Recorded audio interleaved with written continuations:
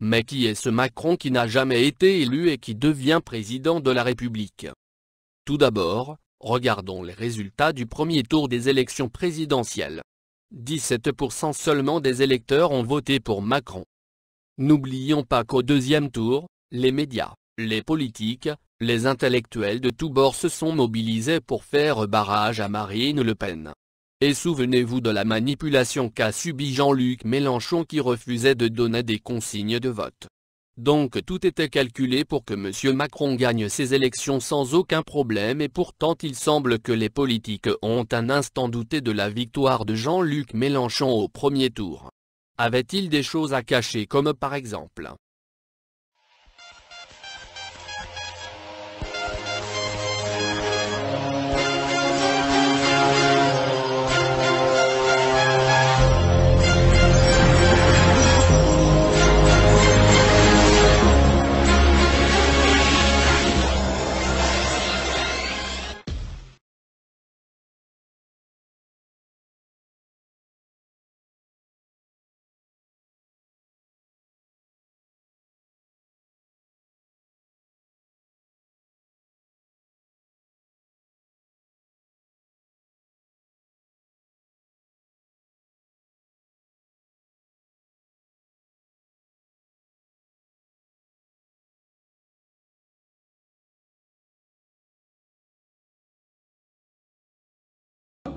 L'argent ne vient pas d'un compte d'épargne, l'argent ne vient pas des fonds propres de la banque, l'argent ne vient pas de la Banque nationale suisse, c'est les dépôts, c'est les crédits qui font les dépôts, c'est la vérité ce que je vous dis, on est assis sur un volcan, c'est gigantesque, c'est gros, c'est énorme, c'est dans le monde entier comme ça, à part de très rares exceptions.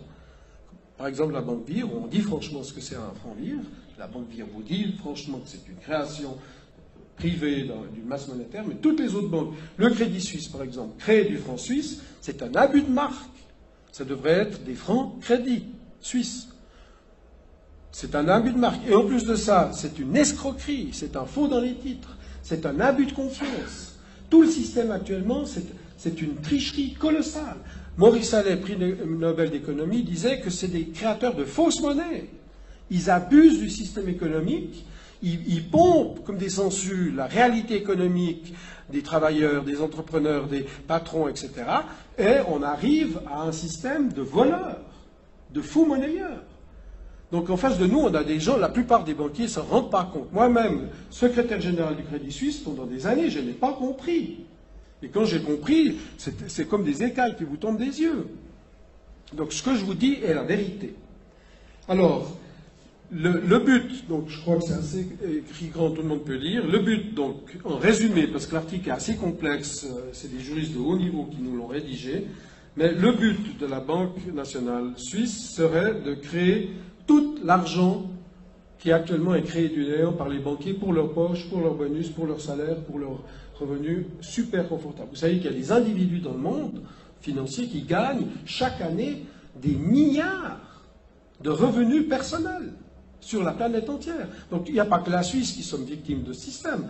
Tous les pays en voie de développement, tous les réfugiés qui débarquent chez nous, qui meurent dans la Méditerranée, qui squattent toutes les frontières, c'est des gens qui sont poussés par le système financier mondial, parce que le système financier mondial extorque la population mondiale. On est les 999 sur 1000, même tous volés.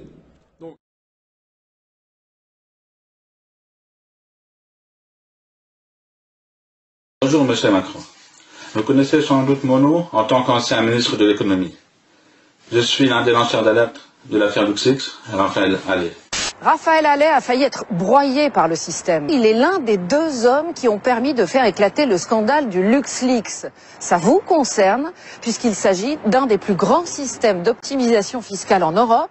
En clair, des impôts non réglés par les multinationales au détriment de nos écoles et de nos hôpitaux. Vous savez comme moi que LuxLeaks, c'est la révélation de centaines d'accords fiscaux secrets passés entre les multinationales et le Luxembourg.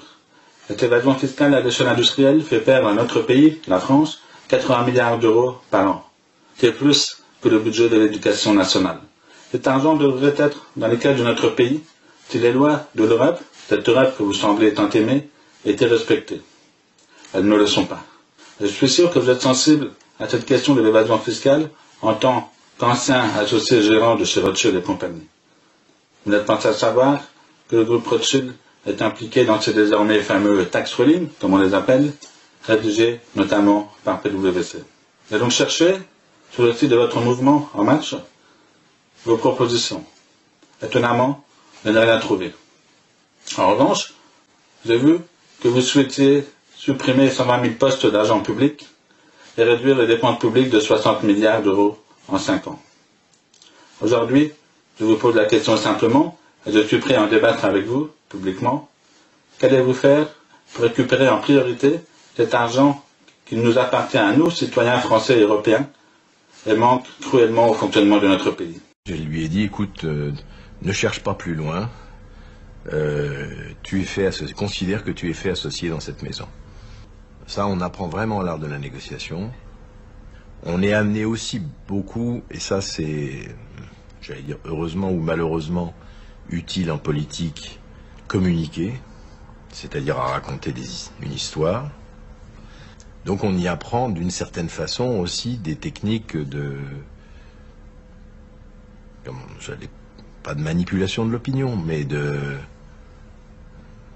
un petit peu.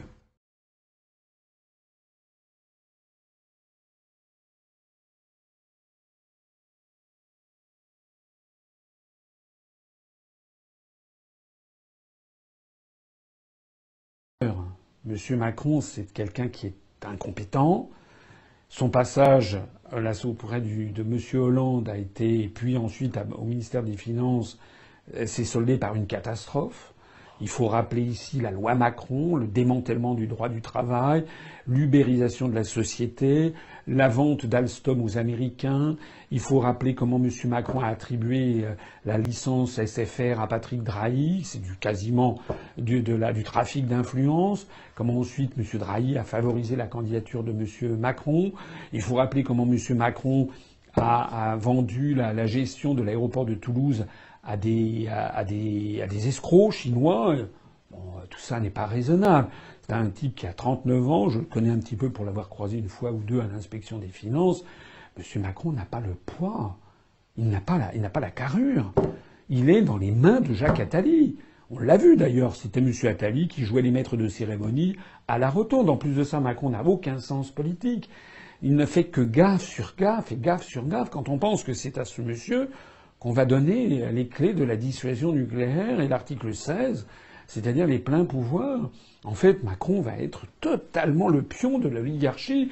Il va, à partir du mois de septembre, il va appliquer servilement les directives du rapport des grandes orientations de politique économique. Les Français, à ce moment-là, hélas, vont découvrir à quel point j'avais raison. Entre-temps, la politique française aura été détruite, puisque je vois que maintenant tout le monde se rallie à Macron, du moins tout le monde, dans cette espèce de système quasi mafieux qui a gangrené la scène politique française.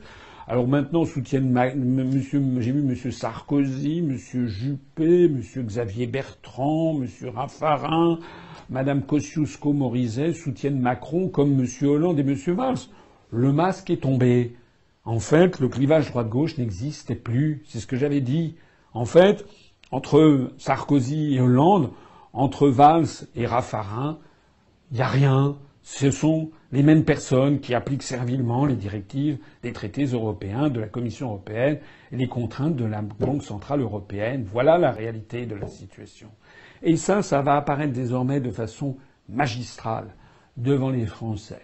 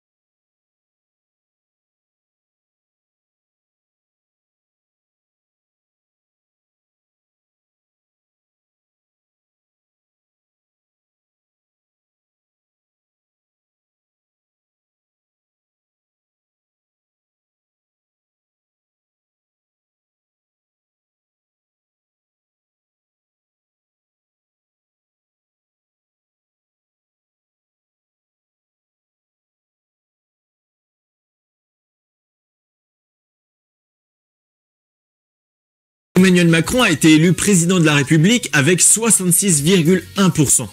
Avant de rentrer dans le détail de ce chiffre, j'aimerais juste rappeler que Chirac, en 2002, quand il était face à Le Pen, il avait fait 82,21%. Si on prend en nombre d'électeurs, Macron a obtenu 5 millions de voix de moins que Chirac.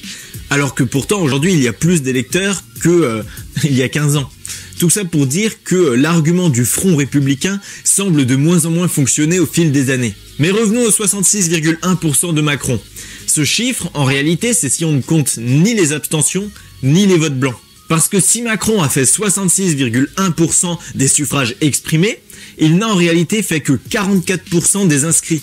Bah ouais, il a reçu 20 millions de voix sur 47 millions d'électeurs, ça fait même pas la moitié. Pour commencer, l'abstention a été la plus élevée depuis 1969 avec un taux de 25,44% de personnes qui ne sont pas allées voter, soit un peu plus de 12 millions de personnes.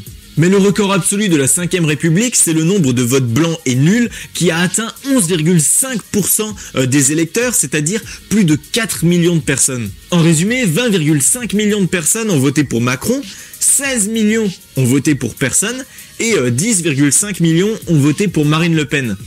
Et oui, ces chiffres font un peu réfléchir. Maintenant, on pourrait se demander, dans les 20,5 millions de personnes qui ont voté pour Macron, combien l'ont fait véritablement par conviction. Et pour cela, on va utiliser un sondage Ipsos Sopra Steria qui nous propose une analyse des votes en faveur d'Emmanuel Macron. Pour commencer, 43% des personnes qui ont voté pour Macron l'ont fait uniquement pour faire barrage au Front National. Bon, ça veut quand même dire qu'il reste 67% des gens qui ont voté pour lui qui l'ont fait par conviction. Mais attendez de voir la force de ces convictions. 33% ont voté pour lui pour le renouvellement politique qu'il représente. Autant dire que ces 33% vont très rapidement se retourner contre lui. Pourquoi je dis ça ? Mais tenez, je vais vous lire un extrait d'un article du journal Slate, qui est possédé par Jacques Attali, qui est un des mecs qui a écrit le programme d'Emmanuel Macron. Donc ce que je vais vous lire là, ça vient pas d'un journal opposé à Emmanuel Macron. Il ne cherche pas à le descendre. Non, ça vient de son propre camp. L'article est intitulé d'ailleurs « Comment Macron sera réélu en 2022 ». Emmanuel Macron arrive pour installer des politiques que les anciens partis ont été incapables de mettre en œuvre. Nicolas Sarkozy voulait les mêmes déjà.